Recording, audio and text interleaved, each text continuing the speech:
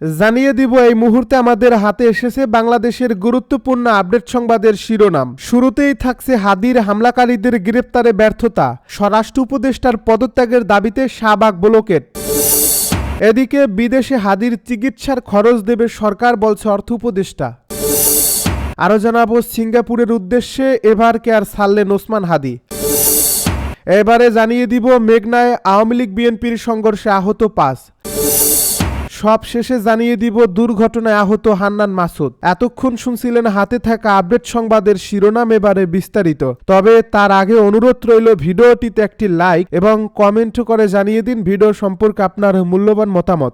আরও জানিয়ে দিন ভিডিওটি কোথা থেকে দেখছেন বা কোন জেলা থেকে দেখছেন।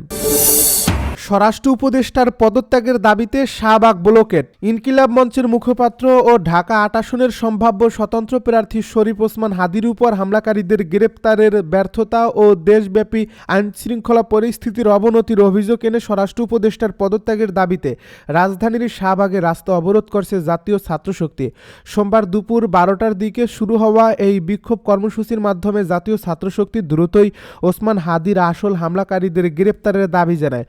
একই সঙ্গে দেশের পরিস্থিতি এখনও নির্বাচনের জন্য প্রস্তুত নয় বলে দাবি করে আন্দোলনকারীরা বলেন, বর্তমান স্বরাষ্ট্র উপদেষ্টা সব ধরনের আইনশৃঙ্খলা নিয়ন্ত্রণে ব্যর্থ হয়েছেন। দেশের জনগণের স্বার্থে সব ব্যর্থতার দায় নিয়ে তার পদত্যাগ করা উচিত।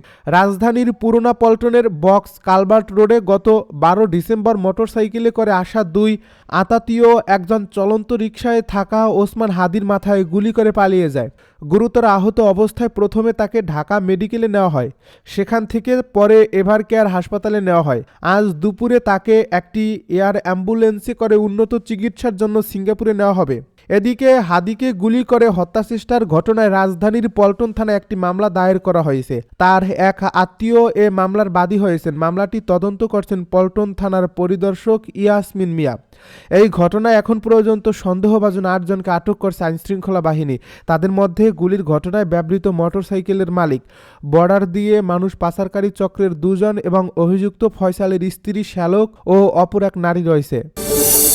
বিদেশে হাদির চিকিৎসার খরচ দেবে সরকার, বলছে অর্থ উপদেষ্টা। গুলিবিদ্ধ ঢাকা 8 আসনের স্বতন্ত্র প্রার্থী ও ইনকিলাব মঞ্চের মুখপাত্র শরীফ ওসমান হাদির বিদেশের চিকিৎসায় যত টাকা খরচ হবে সব সরকার দিবে বলে জানিয়েছেন অর্থ উপদেষ্টা ডক্টর সালেউদ্দিন আহমেদ। সোমবার সরকারি ক্রয় সংক্রান্ত উপদেষ্টা পরিষদ কমিটির সভা শেষে সাংবাদিকদের সঙ্গে আলাপকালে একথা বলেন তিনি। উপদেষ্টা বলেন, দেশের রাজনৈতিক পরিবেশ সন্তোষজনক, এটি আরও স্থিতিশীল হবে। বিদেশে নিয়ে ওসমান হাদির চিকিৎসার জন্য যত টাকা লাগবে তা অর্থ মন্ত্রণালয় বরাদ্দ দেবে। নির্বাচনী ব্যয় নিয়ে কোনো সমস্যা হবে না জানিয়ে তিনি আরও বলেন, আগামী নির্বাচনের জন্য নির্বাচন কমিশনের চাহিদা অনুযায়ী প্রয়োজনীয় অর্থ বরাদ্দ দেওয়া হবে। এর আগে রোববার শরীফ ওসমান হাদিকে উন্নত চিকিৎসার জন্য সিঙ্গাপুরে পাঠানোর সিদ্ধান্ত নেওয়া হয়। প্রধান উপদেষ্টার প্রেস উইং জানায়, দুপুরে ওসমান হাদিকে উন্নত চিকিৎসার জন্য সিঙ্গাপুরে পাঠানো হবে। এ লক্ষ্যে প্রয়োজনীয় মেডিকেল এয়ার অ্যাম্বুলেন্স, চিকিৎসক দল এবং ভ্রমণ সংক্রান্ত সব প্রস্তুতি এর মধ্যেই সম্পন্ন করা হয়েছে। সিঙ্গাপুর জেনারেল হাসপাতালের অ্যাক্সিডেন্ট ইমার্জেন্সি বিভাগে তার চিকিৎসার সব ধরনের ব্যবস্থা নেওয়া হয়েছে। আরও জানানো হয়, হাদির চিকিৎসা সংক্রান্ত সকল ব্যয় রাষ্ট্রীয়ভাবে বহন করা হবে।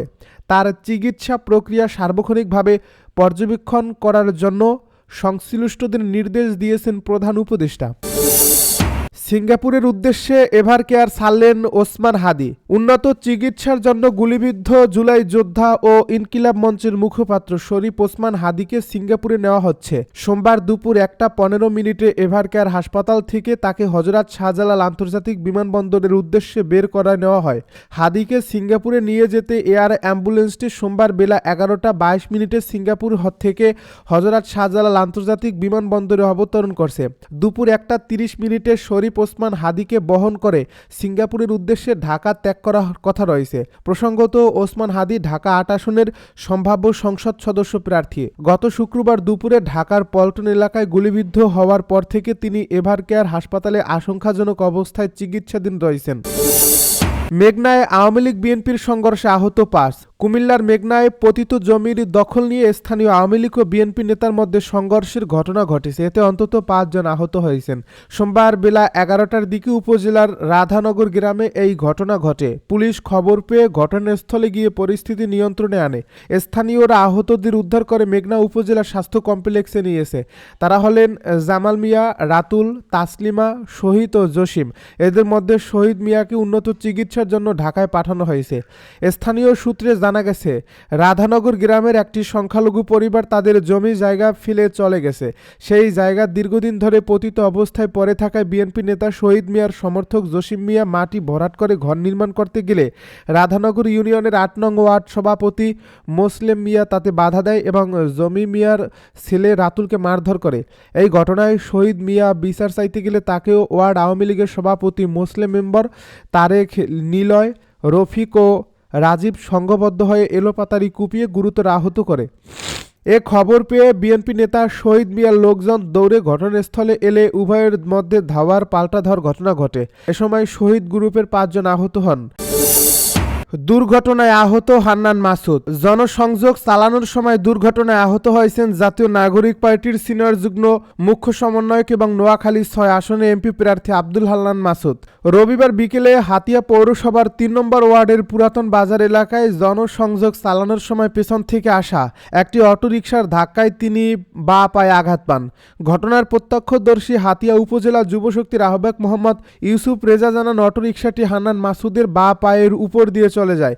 এতে তিনি আঘাত পেলেও প্রাথমিক অসুস্থতা অগ্রাহ্য করে প্রচারণা চালিয়ে যান। বর্তমানে তিনি চিকিৎসকের পরামর্শে বিশ্রামে রয়েছেন। অপর প্রত্যক্ষদর্শী মোহাম্মদ হাফিজুর রহমান জানান, অটোরিকশাটি দ্রুত গতিতে চলছিল। এর চালক ছিল অল্প বয়সী। সাধারণ মানুষের সঙ্গে করমর্দনের সময় পেছন থেকে এসে অটোরিকশাটি মাসুদের শরীরে লেগে যাওয়ায় তিনি পায়ে চোট পান। তিনি আরও জানান, তার এক্স-রে করানো হয়েছে এবং সেখানে কোনো ফ্র্যাকচার ধরা পড়েনি, তবে আঘাতের ফলে পা কিছুটা ফুলে গেছে। চিকিৎসকদের পরামর্শ মেনে তিনি ২-১ দিন বিশ্রামে থাকবেন বলে জানা গেছে। এদিকে এই ঘটনাটিকে একটি অনাকাঙ্ক্ষিত দুর্ঘটনা হিসেবে উল্লেখ করে আব্দুল হান্নান মাসুদ বলেন, অসাবধানতাবশত অল্প বয়সী চালকের দ্বারা ঘটনাটি ঘটছে এবং এতে কারোর কোনো দোষ নেই।